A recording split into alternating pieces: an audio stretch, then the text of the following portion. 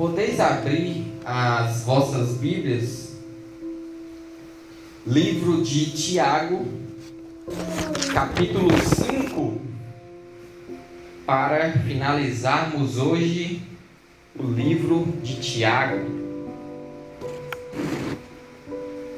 Tiago, que foi um livro que eu gostei muito.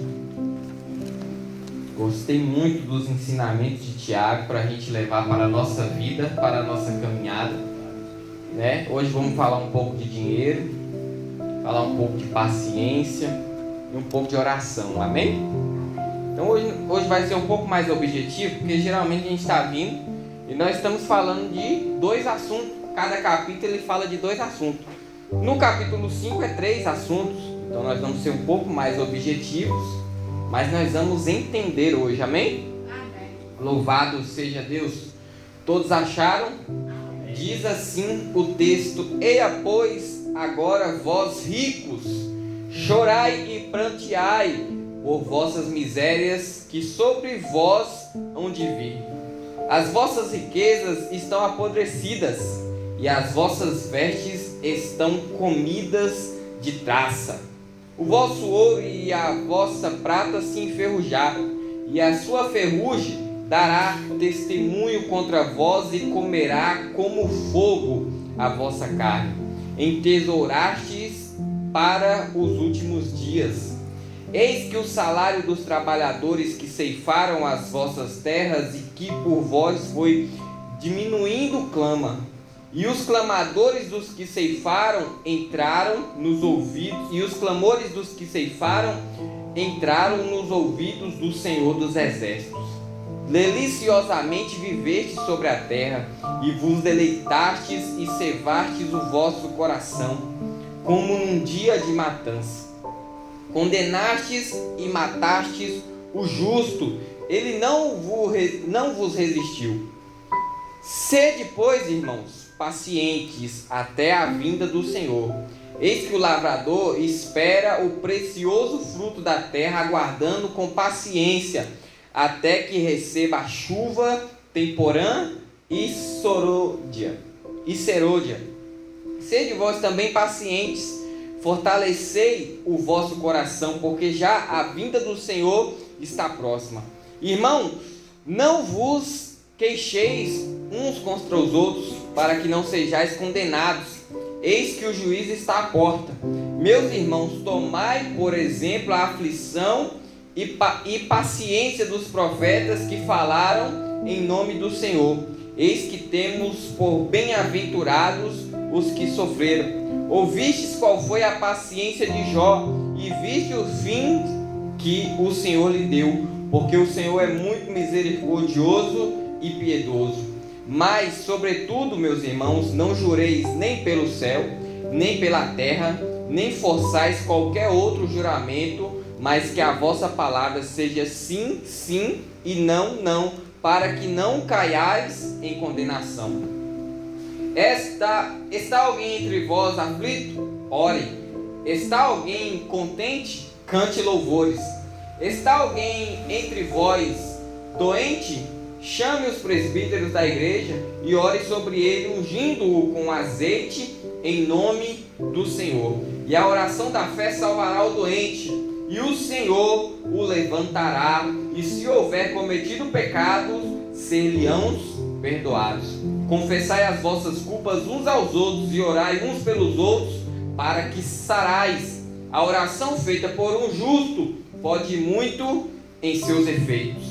Elias era um homem sujeito às mesmas paixões que nós. Orando, pediu que não chovesse, e por 3 anos e 6 meses não choveu sobre a terra. Orou outra vez, e o céu deu chuva, e a terra produziu seu fruto. Irmãos, se algum dentre vós se tem desviado da verdade, e alguém o converter, saiba que aquele que fizer converter do erro do seu caminho, um pecador salvará da morte uma alma e cobrirá uma multidão de pecados. Amém?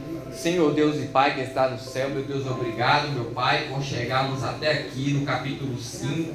Nós te agradecemos, ó Pai, e queremos, meu Deus, continuar queremos continuar recebendo, meu Deus, a Tua palavra, queremos continuar, meu Deus, ouvindo a Tua voz falar ao nosso coração, a Tua correção, meu Deus, para nós olharmos para nós mesmos, meu Pai, e nos consertar diante da Tua presença. O Senhor é justo, o Senhor é poderoso, o Senhor é maravilhoso, e por isso estamos aqui, meu Pai, nesse dia para render graças a Ti e aprender de Ti, que é manso e humilde, ó Pai, que não lança em rosto a Sua sabedoria, meu Pai, mas nos exorta com paciência, com longanimidade, e é disso que nós precisamos, meu Pai, é disso que nós queremos.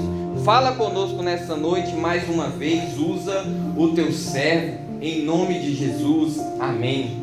Podeis adorar o Senhor, louvado seja Deus. Glória a Deus, que maravilha, né, irmão? Só de ler esse texto já é algo muito prazeroso da gente estar aqui, só de fazer essa leitura, né? Se fosse para ir para casa agora, só por essa leitura que nós fizemos aqui, a gente já entenderia o que Deus quer falar conosco. Tiago capítulo 5, né? Nós já vimos bastante coisa de como ser um cristão maduro na fé, porque o objetivo aqui é esse, a gente sermos cristãos maduros. No começo Tiago falou da paciência na hora da tentação, na hora do gozo, na hora da prova, né? Ele falou também depois sobre praticar a palavra, não só falar, mas também praticar, viver a palavra. Falou depois no capítulo 2, Deus abençoe, meu irmão. No capítulo 2 ele falou sobre a gente fazer acepção de pessoa, né? Que isso não deve acontecer. Falou também da fé sem as obras, que não tem proveito nenhum a gente só dizer que é crente e não fazer nada. Falou do tropeço da palavra, ou seja, aquele assunto, né, do capítulo 3, sobre a língua que nós estudamos aqui. Sobre controlar a língua. Quem controla a língua controla o quê? O corpo todo, né? Quem consegue controlar a língua consegue controlar o corpo todo. E o tal varão, se consegue controlar a língua, Tiago fala que ele é perfeito. A palavra de Deus diz que esse varão é perfeito. Exorta a gente a buscar sabedoria que vem do alto, resistir às paixões. E agora, antes disso também ele fala dos planejamentos. E aqui, no capítulo 5, ele começa falando a respeito dos ricos, né? Aquele problema que estava tendo naquela época e que muitas vezes tem no dia de hoje, que é o problema causado pelos ricos. Nós já podemos ver aqui do versículo 1 ao versículo 6 uma espécie de processo trabalhista, né? Os ricos estavam contratando os pobres para trabalhar, os pobres trabalhavam. Quando chegava na hora de receber o dinheiro, não tem dinheiro. O ricos não pagava. Naquele tempo o trabalho era na lavoura, né? Então a gente sabe que é um trabalho pesado. Vamos ler o texto?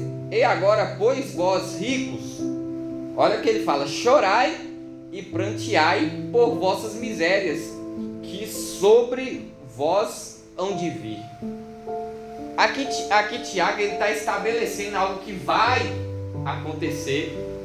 Ele está falando de algo que ele tem certeza de que vai acontecer com os ricos. Olha, tá, eu escrevi aqui o esboço e começo falando. Tem o ditado popular, né, que é uma sabedoria humana, que o dinheiro fala mais alto, né? Eu creio que vocês já ouviram essa frase, que o dinheiro fala mais alto, né? E de fato, muitas vezes ela faz sentido, né? Você vai sempre querer trabalhar para quem paga mais, né?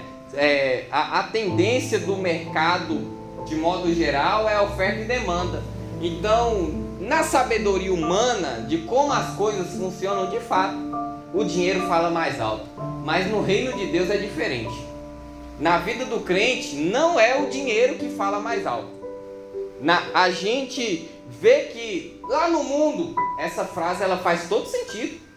Faz todo sentido, o dinheiro fala mais alto, né? Por conta de dinheiro aí tá a corrupção no mundo que tá. Por conta de dinheiro, esses dias vários jovens perderam suas vidas no Rio de Janeiro por conta de tráfico de drogas. Porque de fato, no mundo, o dinheiro fala mais alto, mas dentro da igreja, no meio do povo de Deus, isso é inadmissível. Isso não pode acontecer. Isso não é coisa de um crente maduro na fé dizer, ter isso por prática de vida, de que o dinheiro fala mais alto. Já pensou? Estarmos aqui nós, né? Aqui pela vontade de Deus e projeto de Deus, e a gente está aqui nesse lugar. Mas houver uma proposta de ganhar muito dinheiro em outra cidade, e não for da vontade de Deus, por acaso o dinheiro fala mais alto? Com certeza não. Então, nós vemos que no mundo isso funciona, e no mundo é de fato assim. Mas no reino de Deus as coisas são diferentes, porque o dinheiro deste mundo não vai ter valor nenhum no reino de Deus. Sim ou não? No reino de Deus esse dinheiro não vai ter valor de nada. Então o que para o mundo é o dinheiro fala mais alto, para nós não é. Eis um problema aqui com esses ricos. Olha o que ele fala: chorai e pranteai por vossas misérias, que sobre vós há de vir. Vocês estão tudo ricos, vocês estão tudo nadando no dinheiro, mas vai vir uma... Pode chorar, você já pode chorar, você já pode prantear por isso, porque vai vir uma miséria sobre vocês. Duro alguém ouvir isso, né? Pois Tiago, cheio de paciência, cheio de sabedoria, escreveu um duro recado do versículo 1 ao versículo 6 para os ricos. O problema dos ricos era a forma que eles enriqueciam. Já que estamos falando de dinheiro, né? Vamos falar abertamente. Não tem problema ter dinheiro, não tem problema ter muito dinheiro, não tem problema ser milionário, não tem problema ser bilionário, não tem problema. Vou dar um exemplo para vocês. 97% dos milionários no mundo são judeus. 97%. É um povo abençoado, sim ou não? Do jeitinho que Deus falou lá em Gênesis para Abraão, que ele iria abençoar a nação, ele fez. E os mais ricos hoje, que a nação que mais tem homens ricos pela quantidade de pessoas, é Israel. E é o povo mais invejado do mundo. Aleluia. É o povo mais invejado do mundo. Porque Deus falou que ia abrir as portas e abençoar, e de fato fez. Os mais ricos, os mais inteligentes, os que mais desenvolvem coisas tecnológicas, é o povo de Israel, nos dias de hoje. Até plantar no deserto eles conseguem. Até fazer chover, eles conseguem fazer chover. Então é um povo muito inteligente, é um povo que prosperou, que Deus abençoou e continua abençoando e protegendo até os dias de hoje. Por aí já dá para tirar que não tem problema ser rico. Senão o povo de Deus, né, os escolhidos do Senhor, os judeus, seriam tudo pobre, né? E o próprio Deus que os abençoa. Então, para a gente tirar a questão do dinheiro, é que não tem problema ter. Mas como é que é a forma que ganha dinheiro? Qual é o jeito de ganhar dinheiro? O problema desses ricos aqui é que eles estavam enriquecendo à custa do pobre. Aí Deus não aceita. Vamos ler lá em Deuteronômio 24. Deuteronômio 24.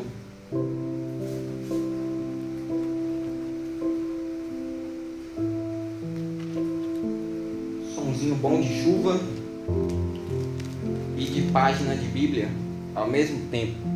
Deuteronômio 24, 14 e 15. Todos acharam? Vamos ver. Não oprimirás o jornaleiro pobre e necessitado de teus irmãos ou de teus estrangeiros que estão na tua terra e nas tuas portas. No seu dia lhe darás o seu salário, e o sol se não porá sobre isso, enquanto pobre é, e sua alma se atém a isso, para que não clame contra ti ao Senhor e haja em ti pecado. Então o que Deus está falando aqui? O que Moisés está falando aqui para esse povo? Ele aqui na nossa tradução dá o nome de jornaleiro pobre. E fica bem claro que esse jornaleiro pobre, ele é um estrangeiro que vem trabalhar. Vem trabalhar para o povo de Deus. O que Deus está falando para ele? Paga o salário dele no dia. Naquele tempo a gente sabe que o salário do trabalhador era na diária, né? Hoje a gente tem os pedreiros que geralmente falam é na diária, mas não paga no dia, paga no final da semana, é assim, Maurinho? Geralmente é no final da semana que recebe, né? Geralmente no nosso país é na sexta-feira, ou de quinzena, ou por mês. Geralmente é assim que é feito o pagamento. Naquele dia, e até nos tempos de Cristo, era pago no final do dia, no final do trabalho. No final do trabalho já recebia o dinheiro. E aqui Deus está falando que antes do sol se pôr, ou seja, eles iam trabalhar durante o dia, mas antes que viesse o sol, antes que o sol se ponha, tinha que pagar o salário. Vamos ver também Levíticos 19.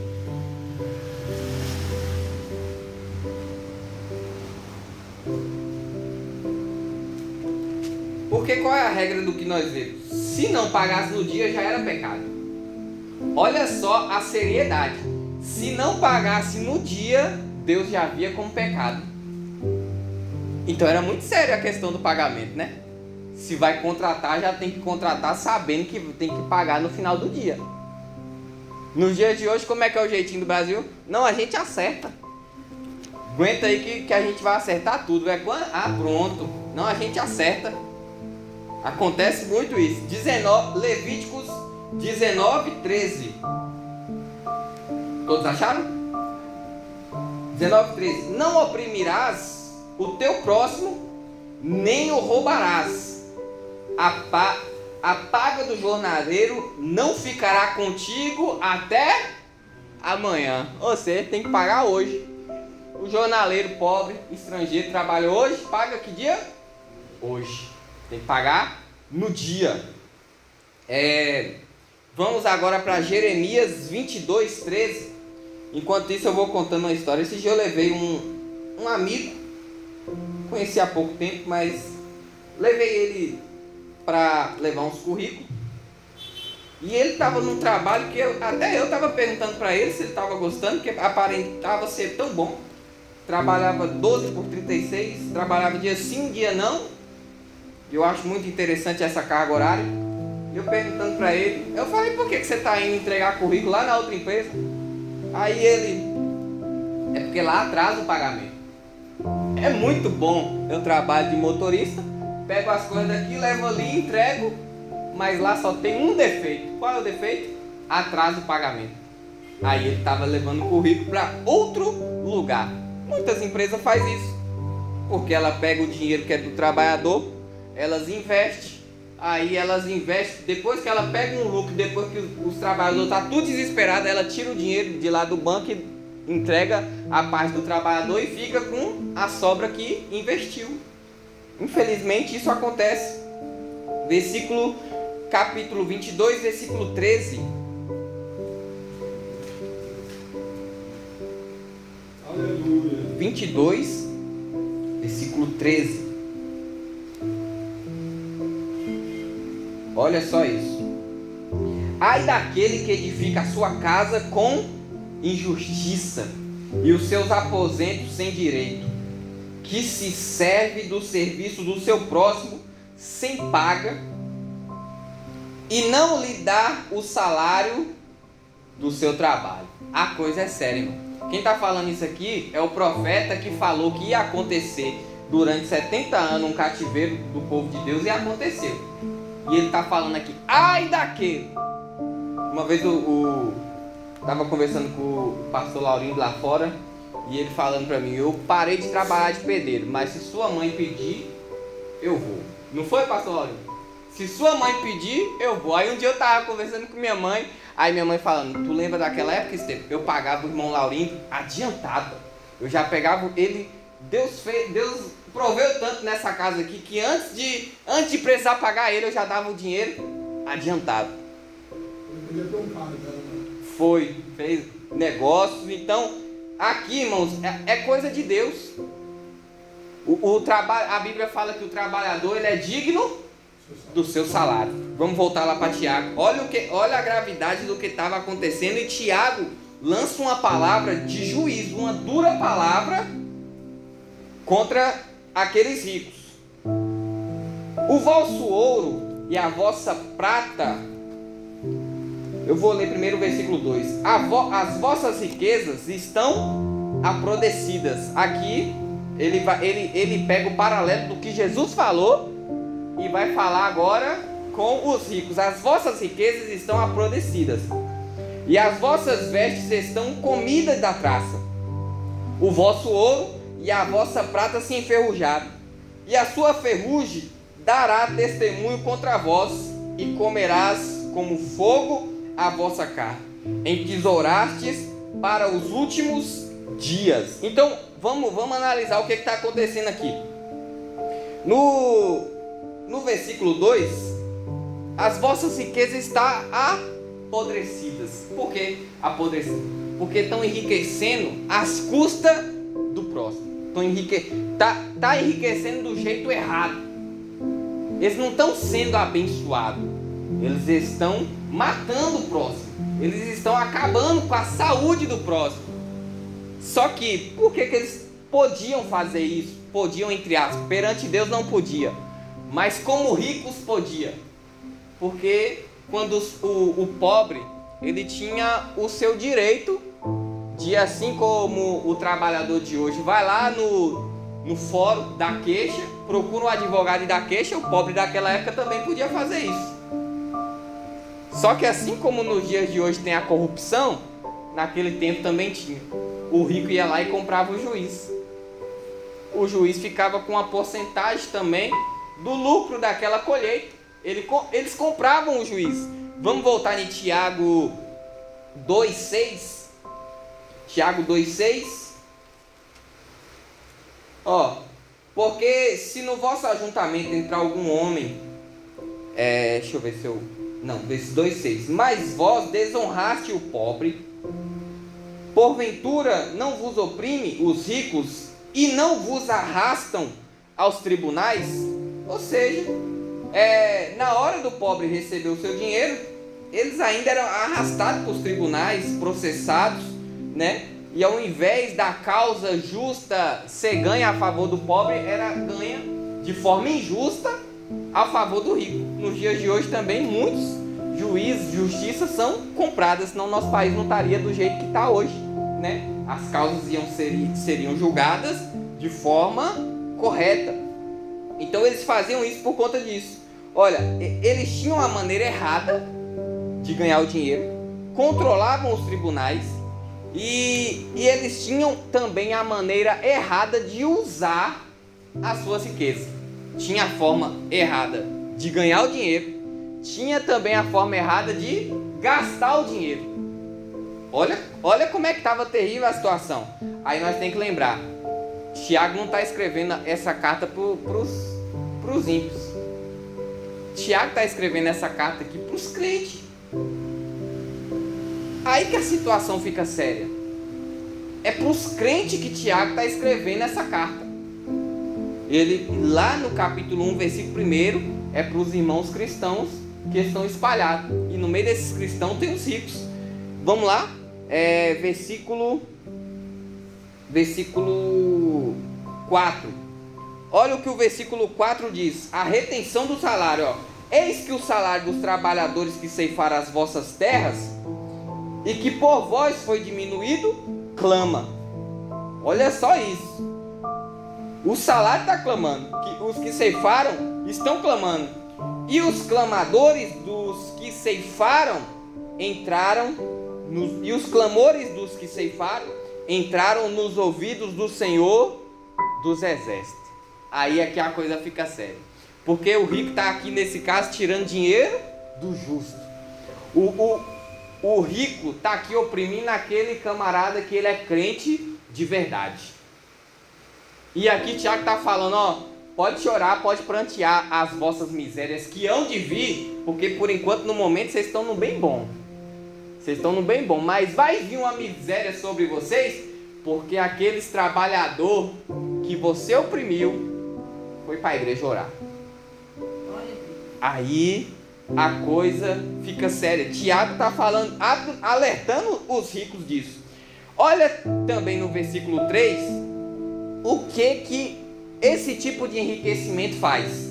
Olha o que esse tipo de enriquecimento faz. O vosso ouro e a vossa prata se enferrujaram. O que quer dizer isso? Para Deus, essa riqueza de vocês não tem valor de nada. E agora, uma riqueza sem Deus, pensa comigo, uma riqueza sem Deus vai causar o que na pessoa? Um problema aqui dentro, né? No caráter. Olha só, e a sua ferrugem dará testemunho contra vós, e comerá, e vos comerá como fogo a vossa carne.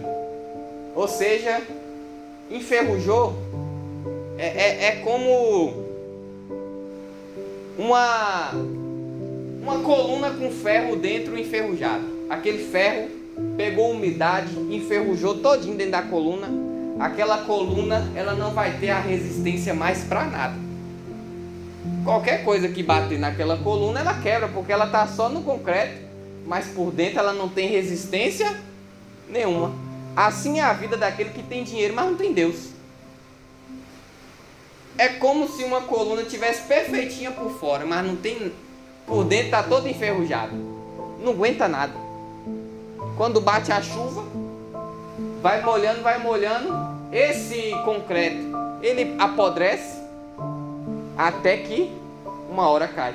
Assim, ela também infiltra no caráter do ser humano. A riqueza sem Deus, ela eleva a pessoa a problemas seríssimos. Aqui também na parte C do versículo fala: entesourastes para os últimos dias, porque também é uma forma errada de se ter dinheiro. Mas no sentido de quê? Porque assim, se eu tiver dinheiro, eu investi um pouco. E eu estou errado? Não, porque o dinheiro também não foi feito para gastar todo de uma vez. Então aqui, o que Tiago está falando da forma que eles estavam usando o dinheiro, entesourastes para os últimos dias, é que o dinheiro que era dos trabalhadores, eles estavam retendo para eles, estavam guardando para eles, e esse dinheiro, ele não tinha mais a bênção do Senhor. E o dinheiro não tendo a bênção do Senhor, esse dinheiro não tem mais segurança nenhuma na vida da pessoa. Porque até o homem mais rico do mundo hoje, ele pode ficar pobre. Dinheiro não é segurança para ninguém. Até o homem mais rico do mundo hoje pode ter uma doença e o dinheiro dele não servir de nada para ele. Vocês estão entendendo? Então vamos para o versículo 5. Outra forma é que ele estava usando o dinheiro errada. Deliciosamente viveste sobre a terra e vos deleitastes e cevastes o vosso coração como num dia de matança. Então eles estavam o quê? Vivendo no luxo. No luxo, aquela pessoa que está tirando onda, está rindo do pobre. Por isso que no final aqui do versículo está como num dia de matança. Por que num dia de matança? Porque no dia que um exército ele guerreia contra o outro e ele vence, o que acontece? Festa, eles se deleitam. Eles é servido bebida e mulheres para eles aproveitar o dia de matança. E aqui está acontecendo isso. Era assim que aquele povo estava vivendo, se luxando dia após dia, vivendo no luxo, com o dinheiro dos trabalhadores. Então, Tiago, ele termina falando para os ricos o seguinte: condenastes e mataste o justo, ele não vos resistiu. Aqui pode ser de maneira figurada ou de maneira literal. Se for de maneira literal, esse povo não é crente. Porque aqui tem um estado do Brasil que até os dias de hoje acontece isso. Convida os trabalhadores de outros estados para ir trabalhar lá nas fazendas. É lá pro lado do norte esse estado. E aí chega lá, esse povo, os trabalhadores trabalham 1 mês, 2 meses, sem receber. No terceiro mês, quando vai cobrar, o dono da fazenda bota a pistola na mesa e fala assim: eu posso te pagar, mas se eu te pagar, você vai morrer. Aí você escolhe. Aí muitos escolhem não pegar o dinheiro, e muitos pegam o dinheiro e correm para dentro da mata. Só que aí vem um pistoleiro e vai atrás. Muitos morrem na mata, muitos morrem pelo pistoleiro, muitos se perdem e muitos conseguem fugir. Na verdade, poucos conseguem fugir. Mas existem essas crueldades até nos dias de hoje. Acontece na África, acontece em países pobres, essas coisas. O rico, ele oprime o pobre. Então, aqui pode ser de maneira figurada: condenastes e mataste o justo, ele não vos resistiu. Como pode ser também uma fatalidade real. Vamos ao próximo assunto. Esse assunto tomou bastante do nosso tempo. O próximo assunto é paciência. Irmão, tem que ter paciência. Tiago começou falando de paciência, e cá no final da carta já ele vai voltar a falar de paciência. Sede, pois, irmãos, versículo 7, pacientes até a vinda do Senhor. Eis que o lavrador espera o precioso fruto da terra, aguardando-o com paciência, até que receba a chuva temporã e serôdia. Muito interessante. Ele está pedindo paciência para os irmãos até quando? Até quando que é para ser paciente, irmão? Até a vinda do Senhor. Então, a gente costuma falar que paciência tem limite, mas depender de Tiago aqui não tem. Porque até a vinda do Senhor. O limite é aonde? Paciência tem limite. Até que dia? Até Jesus voltar. Meu irmão, não é brincadeira não. Paciência tem limite. O limite é até a vinda do Senhor. Eu vou usar isso quando alguém falar que paciência tem limite. Olha, ele dá o exemplo, né, do agricultor. Depois ele dá o exemplo dos profetas e também o exemplo de Jó. Aqui nós vemos o exemplo do agricultor. O lavrador espera o precioso fruto da terra, aguardando com paciência até que receba a chuva temporã e serôdia. Muito interessante isso. De fato, eu acho que para mim, os tipos de pessoas que vivem trabalhando mais paciente que tem é quem depende da terra, né? A gente, se olhar para os grandes estados que produzem muitas grandes fazendas, é um investimento milionário, né? Plantações grandes, onde é investido milhões na terra, milhões em diesel, milhões em tecnologia, na expectativa do quê? Chuva. Ele só quer uma coisa: prepara a terra toda, planta na terra toda, com uma única expectativa: que chova. E aqui, no final do versículo diz: até que receba a chuva, não é nem o fruto, receba a chuva temporã e serôdia.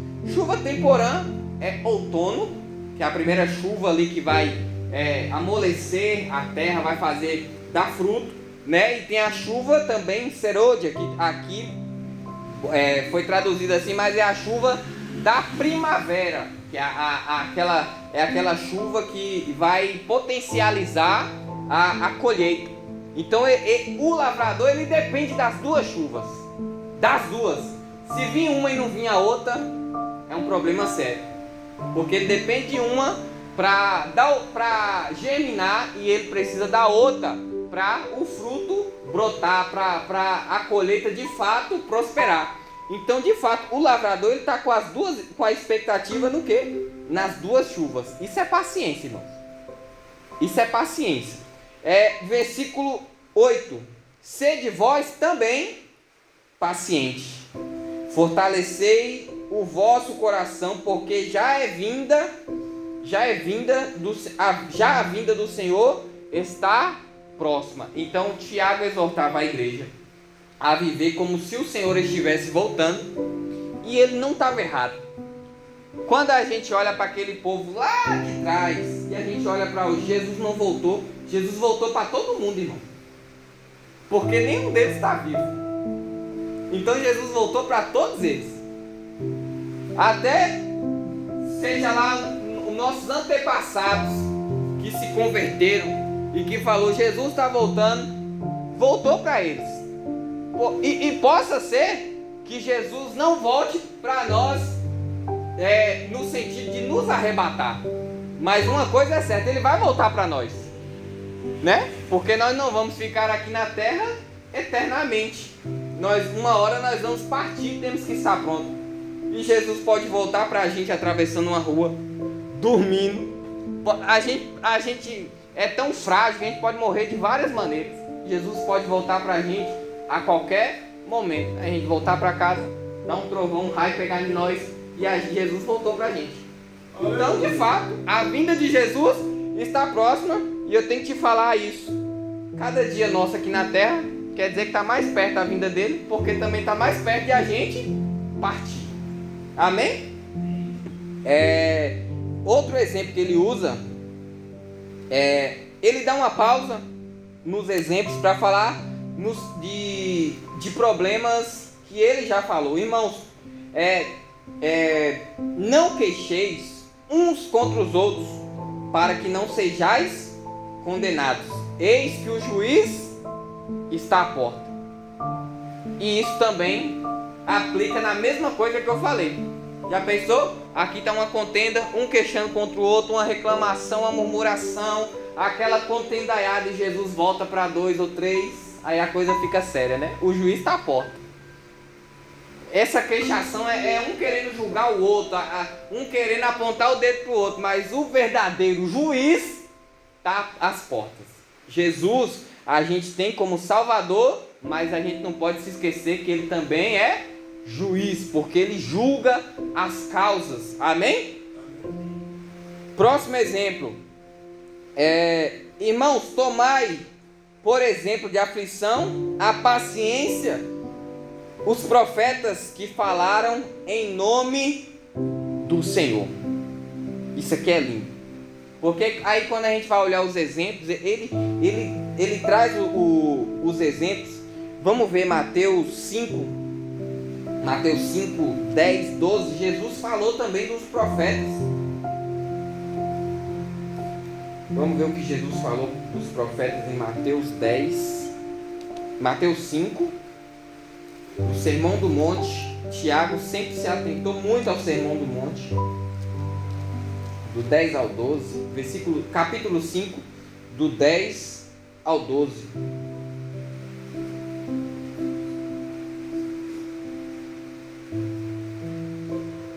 As aflições que aquele povo estava passando naquela época era essa aqui, ó, que Jesus fala aqui. Bem-aventurados os que sofrem perseguição por causa da justiça, porque deles é o reino dos céus. Bem-aventurados sois vós quando vos injuriarem e perseguirem, e mentindo disserem todo o mal contra vós por minha causa. Quando inventar calúnia contra nós por causa de Jesus. Felizes somos nós. Exultai e alegrai-vos, porque é grande o vosso galardão no céu, porque assim perseguiram os profetas que foram antes de vós. Irmãos, quando a gente olha para a vida dos profetas, a gente vê que o caso é muito sério. Os profetas, eles padeceram demais, né? A gente vê Eliseu padecendo, Eliseu sofrendo, Elias sofrendo, né? A gente vê o caso de Jeremias até lançado no poço já foi, né? Tentaram matar. Os profetas do Senhor, eles sofreram muito por causa da palavra, mas eles não deixavam de pregar a palavra. Isso Tiago está falando, sejam pacientes na hora da aflição. O que vocês estão passando, os profetas do Senhor passou. O que vocês estão passando, os profetas também passaram. Então, Tiago está dando um limite da paciência. Ser paciente até quando? Até a vinda do Senhor. E no mundo vai ter aflição mesmo. A aflição, a palavra no grego usada aqui para aflição, é a mesma palavra que o apóstolo Paulo fala das aflições que ele padeceu, que ele apanhou, que ele foi exposto a tortura, a quase morrer várias vezes, a ficar doente, a passar frio, a passar fome, a passar nudez. É esse tipo de aflição aqui que Tiago está mandando os irmãos terem paciência. Amém? Então tá dando para entender, né? Versículo 11: eis que temos por bem-aventurados os que sofreram. Ouvistes qual foi a paciência de Jó. Ou seja, ele já falou do exemplo do agricultor, dos profetas e agora Jó. E vistes o fim que o Senhor lhe deu, porque o Senhor é muito misericordioso e piedoso. Qual é o exemplo de Jó que ele estava aqui? Ninguém para ter paciência mais do que Jó, né, irmão? Jó, tem gente que fala assim, Jó passou tudo calado. Não, Jó contestou tudo. Jó contestou tudo. Tudo que Jó passou, ele contestou porque que ele estava passando. Mas ele contestou tendo a consciência de que ele não era nada. Ele em momento algum ele falou eu pequei. Muito pelo contrário, ele tinha consciência da santidade dele.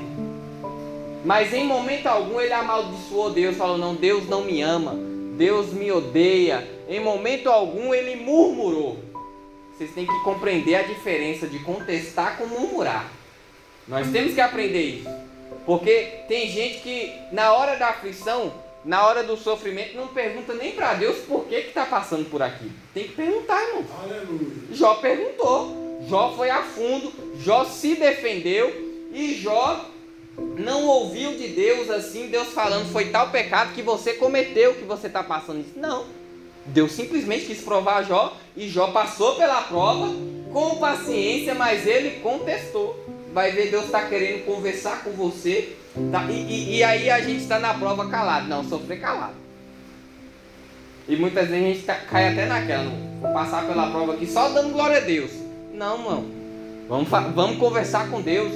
Vamos falar com Deus o que está acontecendo, o porquê daquilo, buscar, perseverar. Jó foi perseverante na aflição. Ele teve paciência e foi perseverante. Ele buscou entender. E depois ele viu que o quê? Toda a busca dele por compreensão do sofrimento dele, o Senhor revelou para ele algo muito além do que ele podia compreender, né? A gente vê lá no capítulo 40, só bofetada de Deus em Jó. Onde é que você estava quando eu coloquei os firmamentos? Você não sabe nem como é que um bebê é gerado no ventre de uma mãe. E foi só... E Deus falando com ele, de fato, agora... Antes eu só te ouvia falar, mas agora os meus olhos te veem. Ele contemplou o quão grande é o Senhor. E na hora da aflição é isso que Deus quer nos mostrar. O quão grande Ele é. Tiago está trazendo esse exemplo para a gente. Versículo 12. Mas sobretudo, meus irmãos, não jureis. Isso aqui é Mateus, livro de Mateus. Fala disso também, Sermão do Monte. Mas sobretudo, meus irmãos, ele está repassando a mesma coisa que os irmãos já sabem. Não jureis, nem pelo céu, nem pela terra. Não façais qualquer outro juramento, mas que a vossa palavra seja sim, sim e não, não, para que não caias em condenação. Jesus falou isso. Jesus falou isso e ele está aqui repassando a mesma coisa. Por quê? Naquela época provavelmente estava acontecendo os acordos dessa forma. Não, eu juro que eu vou te pagar. Olha só, eu juro que eu vou te pagar. Pode trabalhar aí, meu irmão. Eu juro que eu vou te pagar. E aí, eu juro pelo céu. Não, eu juro por essa terra aqui que eu estou pisando se eu não te pago. Provavelmente estava acontecendo esse tipo de coisa. E Tiago, ele traz aquilo que Jesus falou novamente para a carta. Versículo 13. Aqui nós entramos no assunto de oração.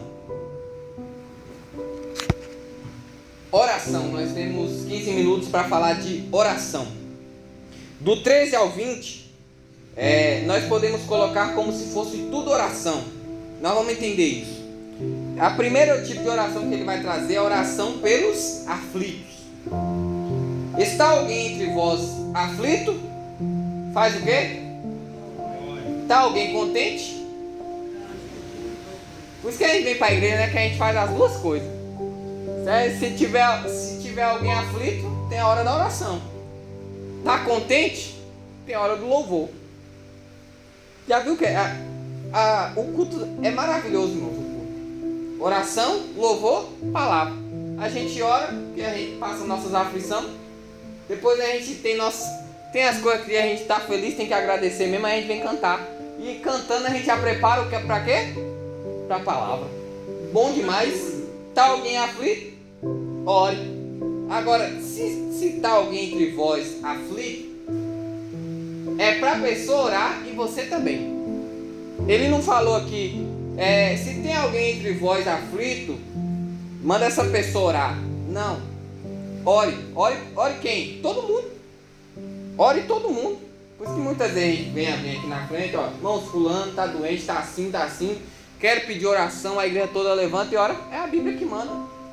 A Bíblia está mandando e a gente vai sempre continuar dessa forma, dessa maneira. Eu estava com o Binha no hospital e eu quase precisei mandar uma mensagem no grupo da igreja, no grupo da escola dominical, falando: irmãos, ora por nós.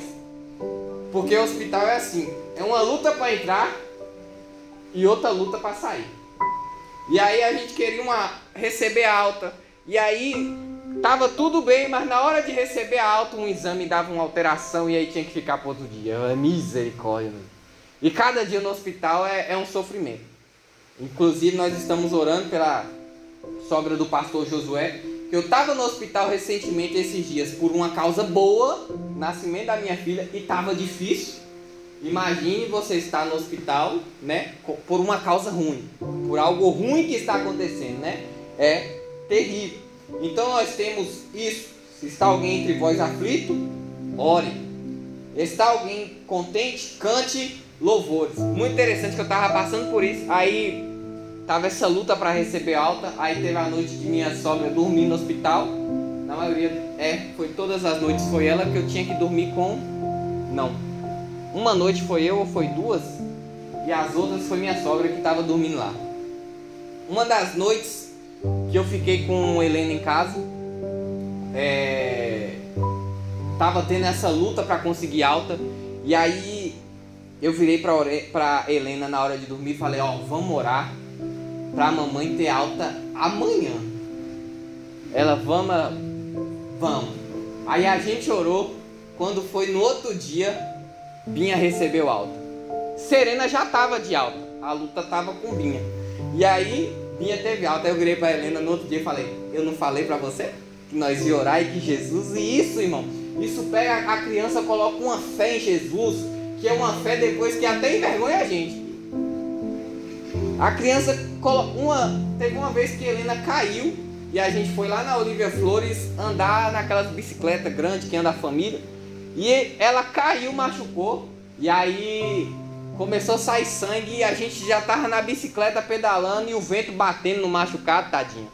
E ela chorando e ela gritando: Jesus, cura Jesus, cura Jesus. É uma fé maravilhosa. Então, voltando, versículo 14. Está alguém entre vós doente? Chame os presbíteros da igreja e orem sobre ele, ungindo-o com o azeite em nome do Senhor. Esse versículo é um versículo que ele divide opiniões. E a gente respeita as opiniões com relação a ele. Porque o que acontece aqui? Quando nós analisamos por completo essa seção do versículo 13 ao 19, a gente dá para sentir que está acontecendo alguma coisa por trás do que Tiago está falando. Porque Tiago está misturando oração com cura, com perdão de pecado e com crente desviado. Vocês estão entendendo o que eu estou falando? Vamos ler completa a sessão. Se está alguém entre vós aflito, ore. Está alguém contente, cante louvores. Está alguém entre vós doente, chame os presbíteros da igreja e ore sobre ele, ungindo com azeite em nome do Senhor. E a oração da fé salvará o doente, e o Senhor o levantará. E se houver cometido pecado, lhe seriam perdoados. Confessai as vossas culpas uns aos outros e orai uns pelos outros para que sareis. E a oração feita por um justo pode muito em seus efeitos. Elias, um homem sujeito às mesmas paixões que nós, e orando, pediu que não chovesse por 3 dias, por 3 anos e 6 meses não choveu sobre a terra. E orou outra vez, e o céu deu chuva, e a terra produziu seu fruto. Irmãos, se algum entre vós se tem desviado da verdade, e alguém o converter, saiba que aquele que fizer converter o erro do seu caminho, um pecador, salvará da morte uma alma e cobrirá uma multidão de pecados. Ou seja, ele meio que misturou, parece que os assuntos de oração, perdão, cura e desviados estão tudo junto. Aí para nós entender isso, nós vamos lá para 1 Coríntios.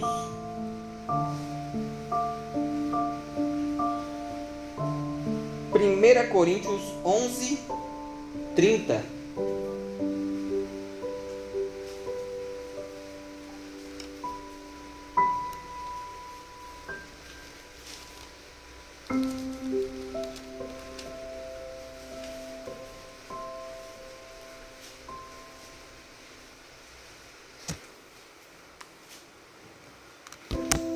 Olha a questão como é séria.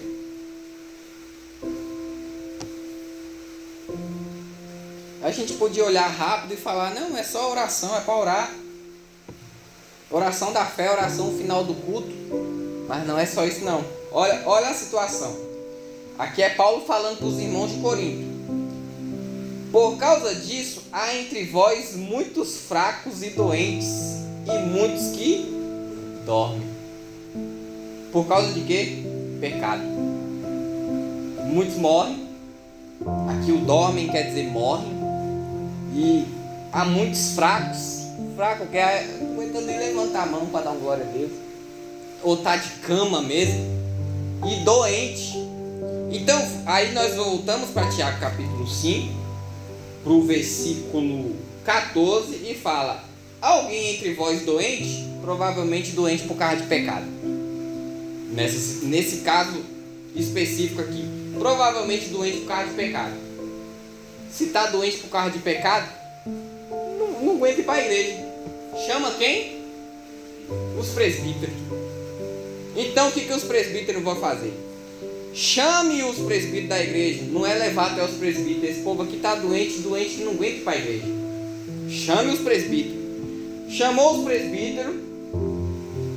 Orem sobre ele, ungindo-o com azeite em nome do Senhor. Interessante que o ungindo com azeite aqui no grego é a mesma palavra de massagear.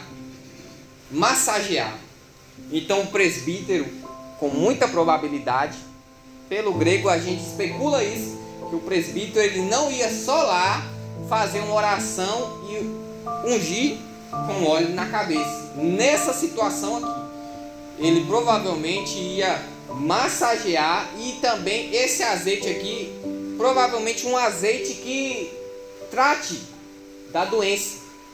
Ou seja, se é uma doença, vamos dizer assim, nessa região do tórax, então o presbítero ele ia fazer uma oração com óleo lá, ia massagear um óleo que é bom para aquilo, para resolver, amenizar a situação. Mas aí entra o versículo seguinte: a oração da fé. A oração da fé salvará o doente, e o Senhor o levantará. E se houver, olha como ele juntou, e se houver cometido pecado, seriam perdoados. Por quê? Porque existe a probabilidade de alguém estar doente porque adoeceu, e alguém está doente porque cometeu pecado. Então o próprio Tiago ele fala aqui: e se houver cometido pecado. Em outras versões diz assim: e se tiver cometendo pecados, ou tipo, cometendo pecados repetidamente, lhe serão perdoados. Então a questão aqui é que o doente, nessa situação, ele pode ser um doente porque adoeceu, ou doente porque pecou muito e Deus cobrou e a coisa ficou feia, ou cometeu pecado contra o corpo. Isso acontece, né? A Bíblia fala disso. E aí, o que é a oração da fé? Vamos lá em 1 João.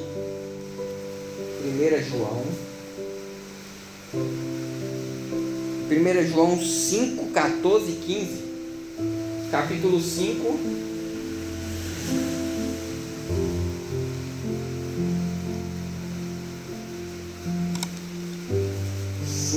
14, 15.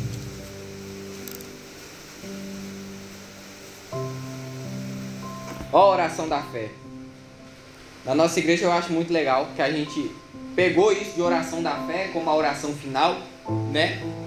Isso é uma liturgia da nossa igreja, foi dado esse nome para a última oração, mas a oração da fé que mais traz isso é aqui no versículo 14 de 1 João 5.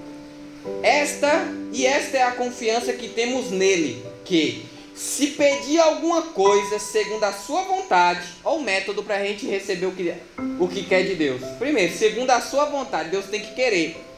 Ele nos ouve, e sabendo que nos ouve em tudo o que pedimos, sabemos que alcançamos as petições que lhe fizemos. Se alguém, é só esses dois versículos, é a fé. Se a gente está pedindo uma coisa que Deus quer, irmãos, é 100% de chance. Isso que João está falando aqui, oração da fé, 100% de chance. Só tem que saber uma coisa: Deus quer,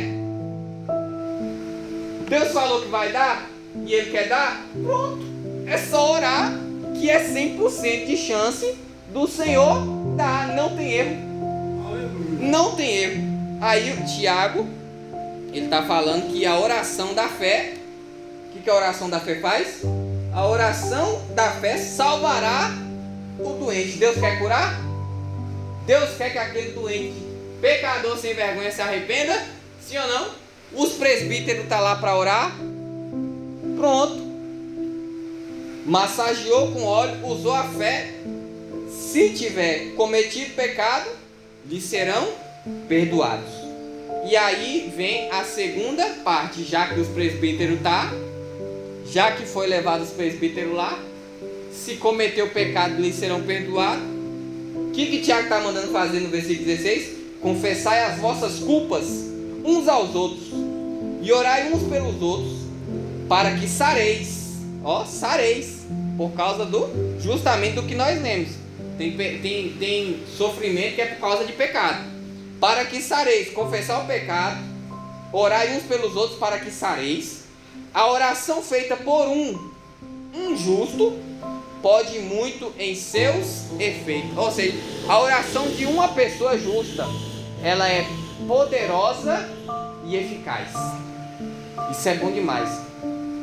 A rainha, se eu não me engano, da Inglaterra, na época, tinha um herói da fé. Eu esqueci o nome dele agora. Tinha um herói da fé. Essa rainha da Inglaterra, esse herói da fé era um cristão que ele fazia muitos milagres, muitas maravilhas. A rainha da Inglaterra uma vez falou assim: eu tenho mais medo da oração de fulano do que de um exército com 1000 homens. Olha a seriedade disso. Porque a oração de um justo, ela é poderosa e eficaz. Aleluia. Já viu? Tem filho que dá trabalho, mas a oração da mãe, meu, a oração daquela mãe que está ali no joelho, não tem para onde correr, né? Então,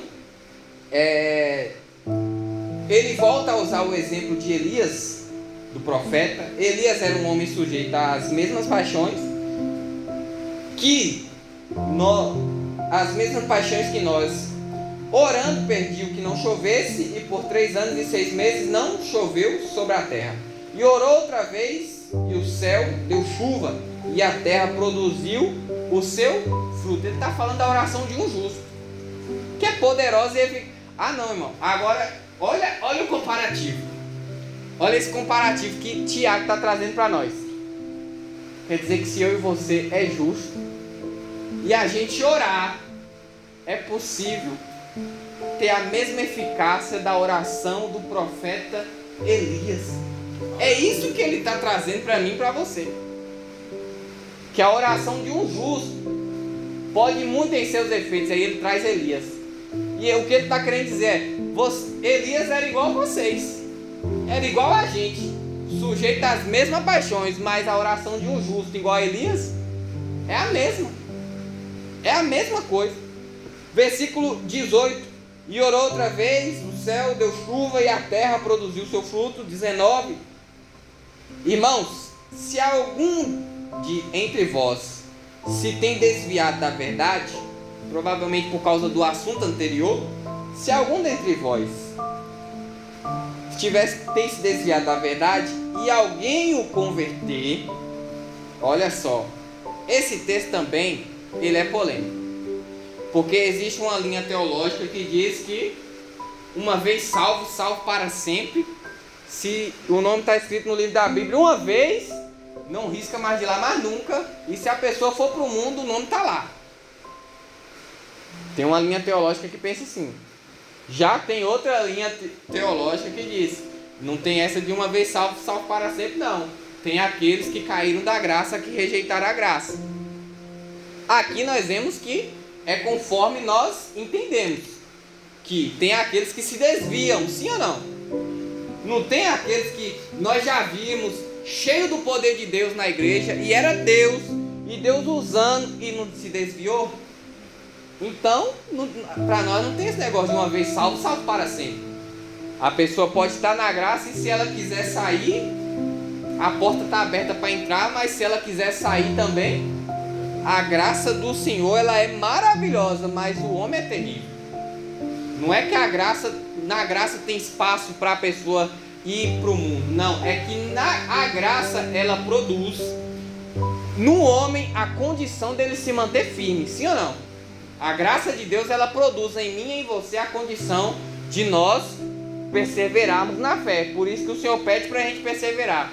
Mas tem gente que não quer, tem gente que não segue esse caminho.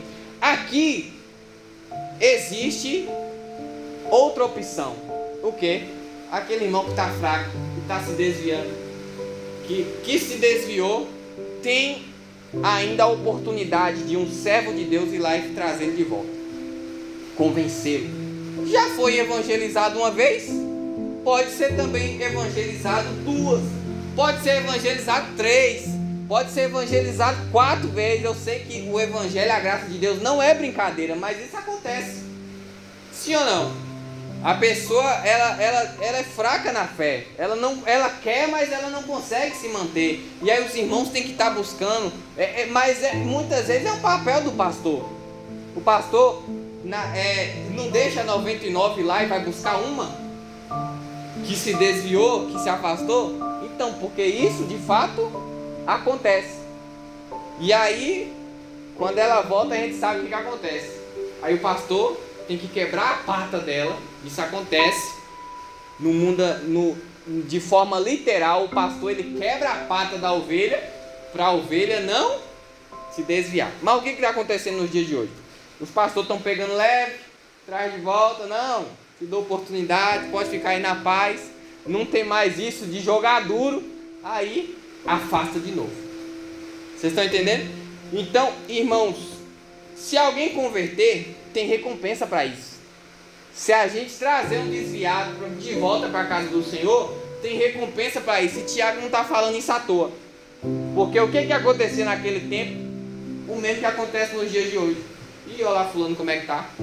Olha lá a vida, bicho, está todo atrapalhado. Desviou. Não é possível que ele é crente. Era essas picuinhas que tinha. Então Tiago está apresentando aqui o que agora? Uma recompensa. Ao invés de vocês ficar queixando um dos outros, vai lá buscar. Ao invés de ficar falando mal um do outro, por causa da língua, Vai lá buscar o desviado e traz, que tem recompensa, tem galardão. Olha o versículo 20. Saiba que aquele que fizer converter do erro do seu caminho, um pecador, salvará da morte uma alma e cobrirá uma multidão de pecados. É a pessoa imitando Jesus. Quem é o Cordeiro de Deus que tira o pecado do mundo? E ele está falando aqui, a pessoa que buscar uma pessoa, buscar um desviado, está cobrindo uma multidão de pecados. Está imitando Jesus. Jesus é o Cordeiro de Deus que tira o pecado do mundo. E a pessoa que está trazendo uma alma, está cobrindo uma multidão de pecados. A multidão de pecados que aquela pessoa ia cometer na vida dela toda, ele está trazendo de volta. Essa pessoa vai se santificar e aqueles pecados não vão ser cometidos. Está cobrindo uma multidão de pecados. Está vendo, irmãos, a diferença, a sabedoria que Tiago traz para as coisas? E Deus tem que dar graça para a gente buscar isso. Por isso que eu dou a aula para vocês de uma forma aberta, trazendo lá de trás, porque ele está resolvendo uma situação. O importante da Bíblia é isso, a gente tem que entender a situação que a Bíblia está querendo resolver, para a gente analisar a situação na nossa vida, na igreja, no nosso meio, para a gente resolver também. Então, quando tiver alguém aqui fraco na fé, desanimado, fazendo alguma coisa que não condiz, ao invés de criticar e apontar, a gente traz. A gente não aponta o dedo, a gente puxa pelo braço e traz de volta. Amém? Que Deus abençoe. Alguém quer comentar alguma coisa? Perguntar? Pode ficar à vontade.